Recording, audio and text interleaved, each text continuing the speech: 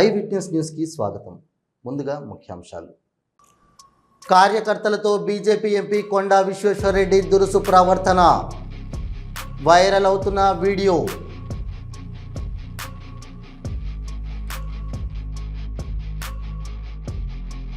రోడ్లు భవనాలు శాఖపై మంత్రి కోమటిరెడ్డి వెంకటరెడ్డి సమీక్షా సమావేశం. హాజరైన అధికారులు.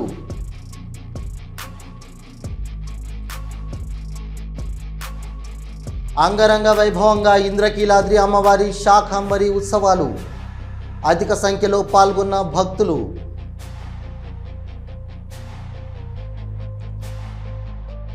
మాజీ ముఖ్యమంత్రి జగన్మోహన్ రెడ్డి బంగారుపాలెం పర్యటన. పలు ఆంక్షలు విధించిన పోలీసులు.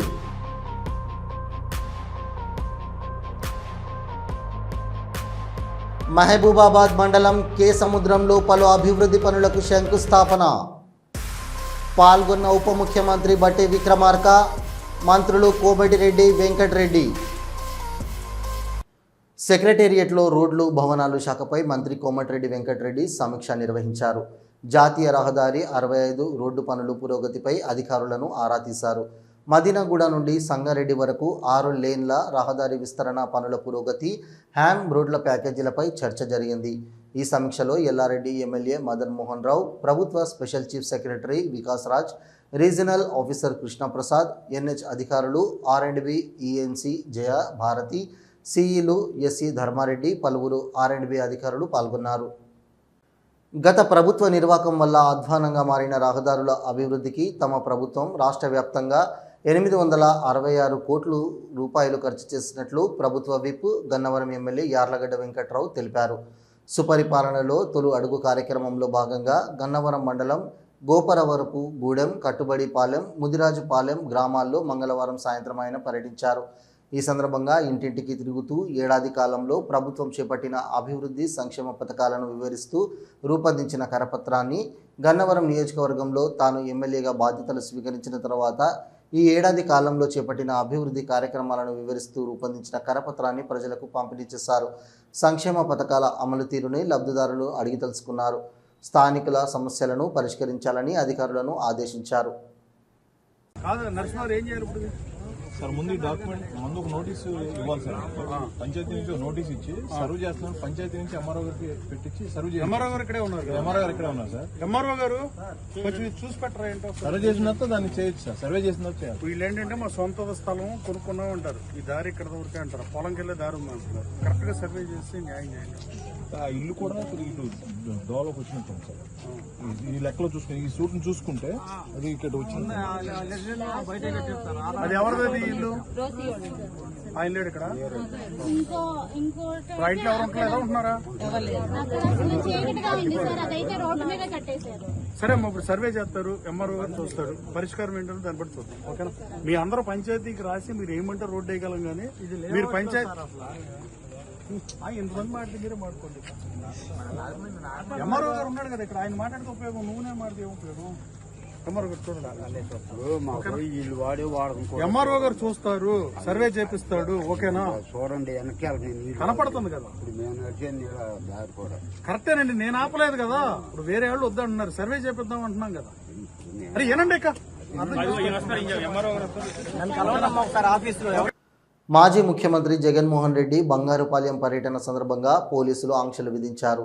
మామిడి రైతుల సమస్యల పట్ల సమీక్షా కార్యక్రమానికి 500 మందికి మాత్రమే అనుమతి ఇచ్చినట్లు జిల్లా ఎస్పీ మణికంఠ చందులు గతంలో సత్యసాయి ప్రకాశం గుంటూరు జిల్లాలో జరిగిన పరిణామాల నేపథ్యంలో ముందు జాగ్రత్తగా పలు ఆంక్షలు విధించామన్నారు.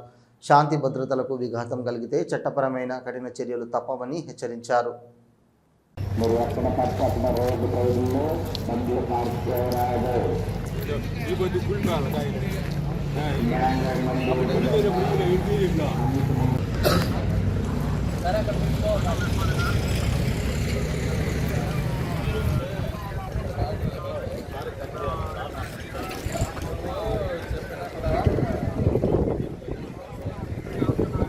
కార్యకర్తల పట్ల బీజేపీ ఎంపీ కొండా విశ్వేశ్వరరెడ్డి దురుసు ప్రవర్తించారు.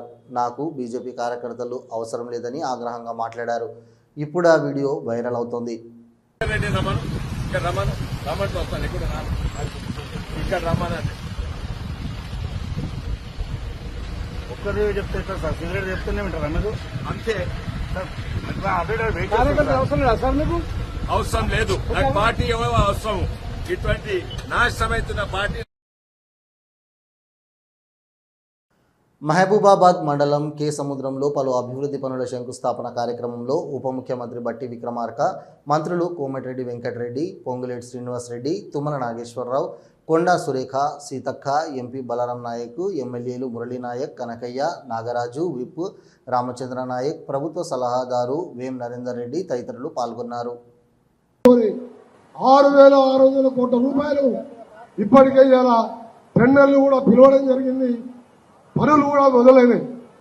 ఇంకా హ్యామ్ మోడల్లో 12,000 కోట్ల రూపాయలు మా డిపార్ట్మెంట్ ఆర్ఎండ్బి, మన సీతక్క డిపార్ట్మెంట్లో మరొక 17,000 కోట్ల రూపాయలతో ప్రతి గ్రామం నుంచి మండలానికి, మండలం నుంచి జిల్లా హెడ్ క్వార్టర్కు డబల్ రోడ్గా ప్రతిదీ బీటీ రోడ్గా వేసే కార్యక్రమం చేస్తామని తెలియజేసుకుంటూ ఎన్టీఆర్ జిల్లా విజయవాడ శ్రీ దుర్గా మల్లేశ్వర స్వామి దేవస్థానం నందు వరుసగా రెండో రోజు అంగరంగ వైభవంగా శాకాంబరి ఉత్సవాలు జరిగాయి.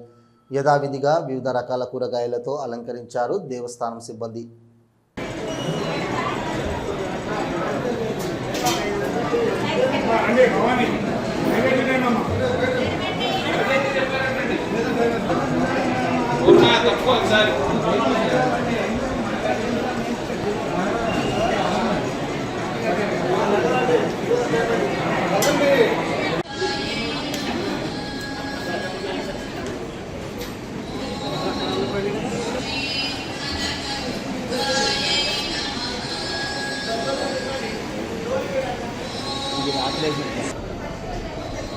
ఇది లోగో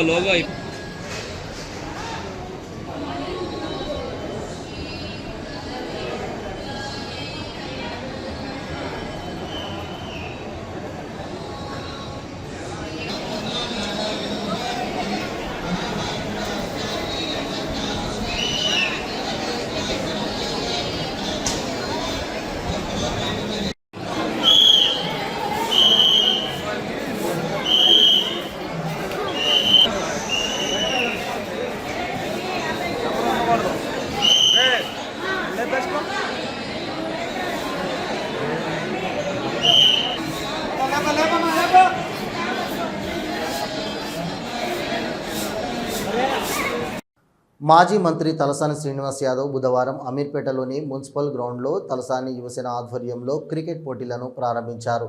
తలసాని శంకర్ యాదవ్ జ్ఞాపకార్థం క్రికెట్ పోటీలు నిర్వహించారు. బుధవారం నుంచి ఈ నెల 12 వరకు క్రికెట్ పోటీలు జరగనున్నాయి. ఎమ్మెల్యే తలసాని శ్రీనివాస్ యాదవ్ మాట్లాడుతూ విద్యార్థులు చదువుతో పాటు క్రీడల పట్ల కూడా ఆసక్తి చూపాలన్నారు. ప్రతిభను చాటేందుకు క్రీడా పోటీలను విద్యార్థులు సద్వినియోగం చేసుకోవాలన్నారు.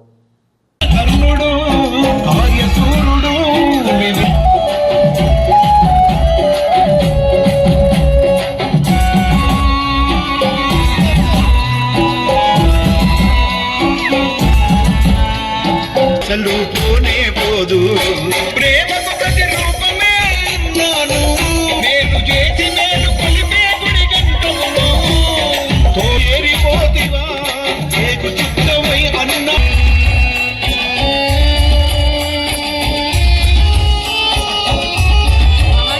తలసాని వారి బలగానికి నిండు సైలెంట్ సార్ మాట్లాడతారు, మంచిగా వినండి, ఓకేనా?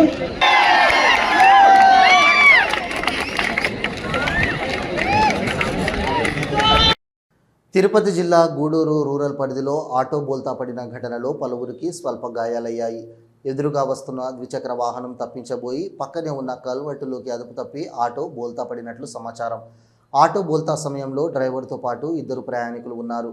గూడూరు నుండి విందూరు మార్గంలో రోడ్డుపై అక్కడక్కడ భారీ గుంతలు, తీవ్ర ఇబ్బందులు పడుతున్నారు వాహనదారులు. రాష్ట్రంలో గుంతలు లేని రోడ్లు అని చెబుతున్న పాలకులు విందూరు రోడ్డు వైపు చూడాలని స్థానికులు కోరుతున్నారు. డాక్టర్ బిఆర్ అంబేద్కర్ కోనసీమ జిల్లా ఎస్పీబీ కృష్ణారావు ఆదేశాల మేరకు విద్యా సంస్థలకు 100 మీటర్ల దూరంలో ఎలాంటి మత్తునిచ్చే పదార్థాలు, సిగరెట్టు, గుట్కా యువతకు దూరంగా ఉంచడానికి ప్రత్యేక తనిఖీలు చేపట్టారు పోలీసులు. ముమ్మడివరం సిఐ మోహన్ కుమార్ ఆధ్వర్యంలో స్థానిక ఎస్ఐ జ్వాలాసాగర్ సిబ్బందితో బడ్డీ షాపులు, టీ పాయింట్లలో తనిఖీలు నిర్వహించి పలు షాపుల యజమానులకు పెనాల్టీలు విధించారు పోలీసులు.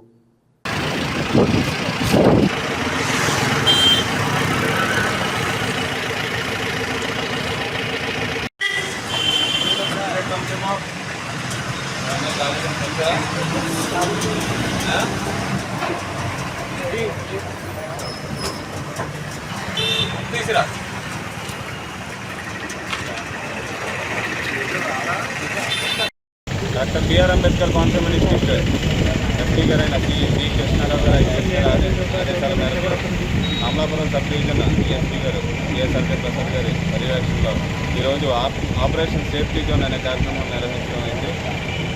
ఆ కార్యక్రమంలో భాగంగా విద్యా సంస్థలకి 100 మీటర్ల దూరంలో ఉన్నటువంటి ఎక్కడైనా కూడా ఏదైతే సిగరెట్స్ కానీ మత్తు పదార్థాలు కానీ ఇవన్నీ అమ్మడం కూడా నేరం. దాని మీద బహిరంగంగా ధూమపానం చేయడం కూడా కోప్టా యాక్ట్ ప్రకారం అది నేరం.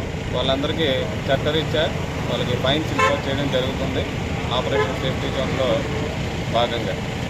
దీని ఉద్దేశం ఏంటంటే విద్యా సంస్థల దగ్గరలో ఎవరో కూడా విద్యార్థులు కానీ మరియు యువత కానీ ఈ మత్తు పదార్థాల జోలికి వెళ్లకుండా చేయాలనే ఉద్దేశంతో ఈ కార్యక్రమం చేపడుతుంది. పీడీఎస్యు ఖమ్మం జిల్లా కమిటీ ఆధ్వర్యంలో జనరల్ బాడీని నిర్వహించుకుని నూతన కార్యవర్గాన్ని ఏర్పాటు చేసుకోనున్నట్లు పీడీఎస్యు రాష్ట్ర అధ్యక్షులు కాంపాటి పృథ్వీ అన్నారు. ఈ సందర్భంగా ఆయన మాట్లాడుతూ కాంగ్రెస్ పార్టీ అధికారంలోకి వస్తే విద్యారంగ సమస్యలు పరిష్కరిస్తామన్నారు. కానీ సమస్యలు తీర్చేది పోయి ఉన్న దాంట్లోనే ఇంకా ఎక్కువ సమస్యలు కనిపిస్తున్నాయని, తెలంగాణ రాష్ట్రంలో స్కాలర్షిప్, ఫీజు రియంబర్స్మెంట్ బిల్లులు 8,000 కోట్లు పెండింగ్లో ఉన్నాయని, ఎస్సీ ఎస్టీ విద్యార్థులకు ఇవ్వవలసిన బెస్ట్ అవైలబుల్ నిధులు 200 కోట్లు పెండింగ్లో ఉన్నట్లు, అవి నేటికి విడుదల చేయకుండా ప్రభుత్వం చోద్యం చేస్తుందన్నారు. ప్రభుత్వం దగ్గర బడ్జెట్ లేదు అని మిస్ ఇండియా కాంపిటీషన్ నడిపి వాళ్ళకి భోజనాలకు లక్షల్లో ఎలా ఖర్చు చేశారని, తెలంగాణ విద్యార్థుల సమస్యలు గాలికి వదిలేసి మిస్ ఇండియా కాంపిటీషన్కి వచ్చిన వారికి మాత్రం మంచి సౌకర్యాలు ఏర్పాటు చేయడం ఎంతవరకు న్యాయమని అన్నారు. టీఎస్ నుంచి టీజీగా మార్చడానికి ఎంత డబ్బులు ఖర్చు చేస్తున్నారు? ఈ ఖర్చులకు బడ్జెట్లో నిధులు ఉన్నాయి కానీ పెండింగ్లో ఉన్న స్కాలర్షిప్లకి మాత్రం ఉండటం లేదని దుయ్యబట్టారు. ఖమ్మం జిల్లాలో ఉన్న ప్రైవేటు పాఠశాలలు ఇష్టారాజ్యంగా ఫీజులు వసూలు చేస్తున్నాయని, కనీస నామ్స్ పాటించలేదు. ఇకనైనా నామ్స్ పాటించని పాఠశాలలపై చర్యలు తీసుకోవాలని, లేకుంటే పెద్ద ఎత్తున ఉద్యమాలు చేస్తామని అన్నారు. ఈ కార్యక్రమంలో విద్యార్థి నాయకులు, విద్యార్థులు పాల్గొన్నారు. మూసివేతకు గురవుతామనంటే నియోజకవర్గాలలో ఇంటిగ్రేటెడ్ పాఠశాలను తీసుకొస్తామని చెప్పేసి మాట్లాడుతూ ఉన్నారు. దీనికి ప్రధానంగా దీని అంతర్యం ప్రభుత్వ విద్యని మొత్తం పతనం చేయడం కోసం మాత్రమే ఇలాంటి నిర్ణయాలు ఉపయోగపడతాయని చెప్పేసి మేము తెలియజేస్తా ఉన్నాం. మరోపక్క ఎక్కడ కూడా ప్రభుత్వ విద్యా విధానంలో సౌకర్యాలు లేవు. అసౌకర్యాల నడుమ విద్యార్థులు మొత్తం కూడా వాళ్ళు సమస్యలతోని సతమతం అవుతా ఉంటే పాలక ప్రభుత్వాలు వాటిని పరిష్కరించేందుకు బడ్జెట్ రూపకల్పన చేయకోకుండా ఎమ్మెల్యేల జీతభత్యాలను పెంచుకునే దిశగా ఇవాళ ఈ రాష్ట్రంలో పరిపాలన కొనసాగుతుందని చెప్పేసి మేము తెలియజేస్తా ఉన్నాం. చంద్రబాబు నాయకత్వంలో ఏపీ కేబినెట్ మీటింగ్ జరిగింది.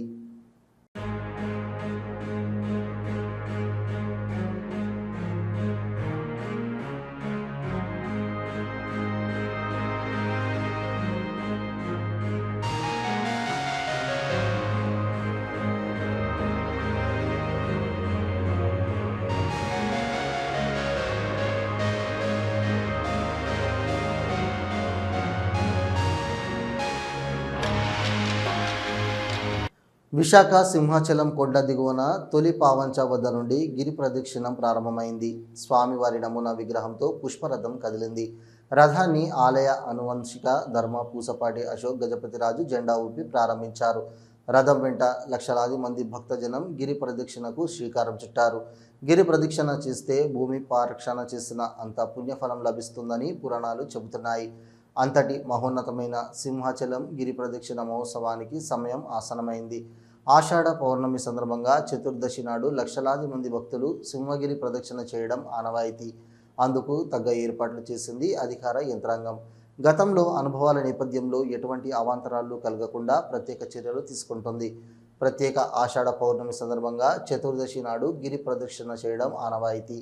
32 కిలోమీటర్ల దూరం సింహగిరి చుట్టూ ప్రదక్షిణ చేసి స్వామివారిని దర్శించుకుంటే కలిగే భాగ్యమే వేరని భక్తులు నమ్ముతూ ఉంటారు. సింహాచలేశ్వరుడు కొలువుదీరిన సింహగిరి చుట్టూ ప్రదక్షిణ చేస్తే భూమి ప్రదక్షిణ చేసినంత పుణ్యఫలం లభిస్తుందని నమ్మకం. అందుకే ప్రతి ఏటా లక్షలాది మంది భక్తులు కాలినడకన 32 కిలోమీటర్లు ప్రదక్షిణ చేస్తారు.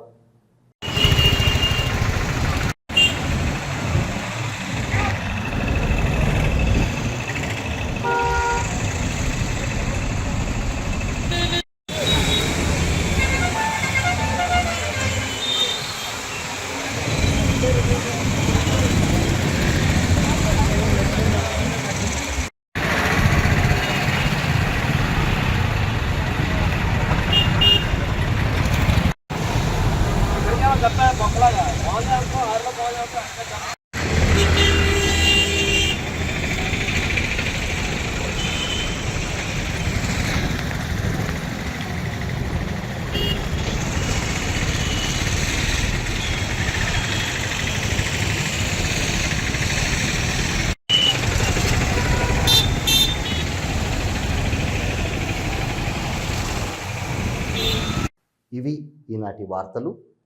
చూస్తూనే ఉండండి న్యూస్.